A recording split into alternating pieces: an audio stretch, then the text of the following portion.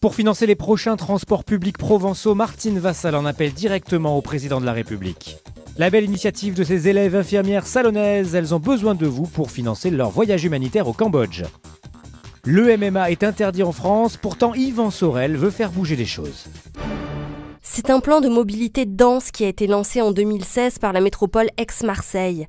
Un plan ambitieux visant à moderniser et renouveler les rames du métro du centre-ville à Marseille, à mener à bien l'extension du tram au sud vers les hôpitaux et au nord du côté du lycée Saint-Exupéry, à créer un bus à haut niveau de service pour Aix ou encore des pôles d'échange à Gardanne et La Ciotat.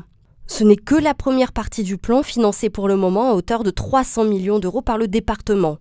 Mais Martine Vassal voit plus grand, avec une extension du tram côté nord jusqu'à la Castellane et au sud à la Rouvière, un chronobus à Aubagne, un BHNS à Martigues, une ligne de tram marseillaise reliant la rue de Rome à la place du 4 septembre et un métro automatisé et accessible à tous, le tout à horizon 2025. Le département, qui a déjà alloué une enveloppe supplémentaire de 220 millions d'euros sur 3 ans pour lancer tous ces projets, en appelle maintenant à la responsabilité de l'État pour les voir aboutir. Il y avait deux solutions. Soit on disait on attend, on voit venir, on verra bien ce qui arrivera en 2021 et à ce moment-là le territoire ne décolle pas, ou alors on prend ses responsabilités et on fait des actions de levier. Comment accepter et comment pouvoir imaginer que l'État mette 38 millions d'euros sur le Grand Paris pour 12 millions d'habitants et 0 € ici dans la métropole Aix-Marseille-Provence avec 2 millions d'habitants. Quand on nous dit que le président de la République aime Marseille, bien qu'il le prouve. C'est un projet qui leur tient à cœur. Sarah, Audrey et Charline travaillent depuis 3 ans sur ce qui conditionnera sans doute leur vie future. En mai, les 3 étudiantes infirmières en dernière année de formation s'envoleront 5 semaines pour le Cambodge. Un stage unique qui mêlera apprentissage, soins et humanitaire. On pense revenir avec une sacrée expérience professionnelle, je pense. La base de notre métier, c'est l'adaptabilité. Et quand on va dans des services en France, c'est vrai que même si c'est jamais les mêmes services, le même hôpital, c'est un peu toujours la même chose. Alors que là-bas, ça va être de l'adaptation totale au niveau de la langue, au niveau des soins, de la population rencontrée, de la culture. Ça va être, je pense qu'on va revenir avec une expérience professionnelle énorme. Et humaine aussi. Ouais. Humaine aussi. On est toute jeune, on a 20 ans. Je pense qu'on va prendre une grande maturité là-bas et se rendre compte de la chance du système français en fait. Mais pour y arriver, les étudiantes de l'Institut de formation en soins infirmiers de Salon de Provence ont besoin de vous. Elles récupèrent ainsi matériel médical, compresses, pansements, médicaments, même les boîtes ouvertes, mais également des vêtements pour les nouveau-nés et des fournitures scolaires. En parallèle, elles ont ouvert une cagnotte en ligne pour les aider à payer les transports de tous ces biens.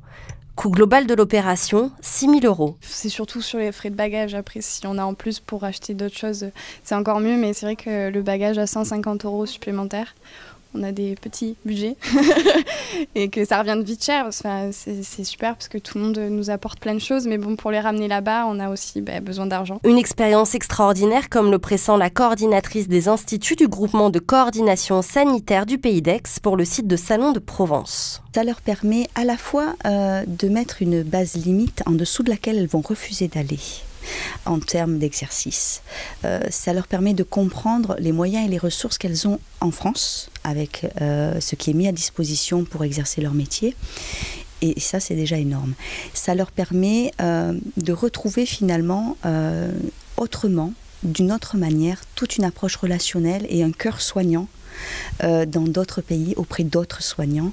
Cette confrontation-là au métier, mais dans un autre contexte, ça donne une ouverture d'esprit assez incroyable. Vous pouvez soutenir leur action soit via leur cagnotte visible depuis leur page Facebook, soit en les contactant par mail. Et comme elles aiment le dire, il n'y a pas de petits gestes. Le moindre geste compte. Ouais. C'est au Team Sorel dans le 3e arrondissement de Marseille qu'a lieu un entraînement de MMA. Ce sport mélange 3 disciplines, le pied-point, les projections au sol et le combat au sol. Décryptage de ce sport aux 1001 facettes. Ce n'est pas un combat de chiens enragés dans des cages fermées. C'est un octogone, c'est pas... Il y a des valeurs, il y a le respect, avant, après, pendant. Voilà, c'est le sport martial. C'est un sport martial. Là où je suis, une cage et les frappes au sol. Tous les pays du monde ont autorisé la discipline à la compétition. Nous, en fait, en France, on a le droit de la pratiquer, mais on n'a pas le droit de faire de compétition. Donc on va s'expatrier en Angleterre, Belgique, Suisse, de partout sauf la France. Pour nous, c'est très triste parce que comme tu viens de le voir tout à l'heure, on s'entraîne à se mettre des phases de ground and pound, c'est-à-dire des frappes au sol. Et quand on doit combattre en pancrace ou dans des règles qui sont assimilées au MMA mais qui ne sont pas le MMA, on est perturbé. Au Team Sorel, respect et discipline règnent. Je sais que pour nous, les personnes du Team Sorel, les personnes qui viennent du 3e arrondissement de Marseille, c'est plutôt pour survivre, réussir, pour vivre, pour être mieux dans notre société. D'apprendre notamment le respect au sein de cette discipline qui sont l'honneur, le respect, la fidélité, la persévérance, le courage, la loyauté et tout ce champ lexical martial. Donc pour moi c'est vital, c'est mon carburant et c'est un carburant qui sera inépuisable parce que je fais ça par amour et l'amour c'est la seule énergie inépuisable dans ce bas monde. Voilà, tourne, ton genou plexus c'est bon, ne laisse pas la clé, voilà, frappe oxygène. En mars prochain, Yvan Sorel tentera de conserver son titre de champion. En mars, je prépare un gros combat international contre un Polonais au Spartiate Fighting Series. C'est à Colchester, en Angleterre. Puis après, je remettrai en jeu ma ceinture que j'avais gagnée l'année dernière au Simple in the Box de monsieur André Sabatier. On va la ramener encore une fois à Marseille, dans notre ghetto du 3e arrondissement de Marseille. Et le Team Sorel n'a pas fini encore de parler de lui.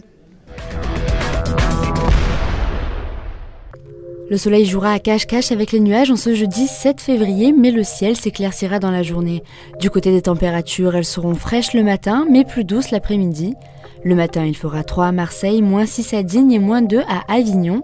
L'après-midi, 14 à Marseille, 15 à Toulon et Ajaccio, 13 à Digne.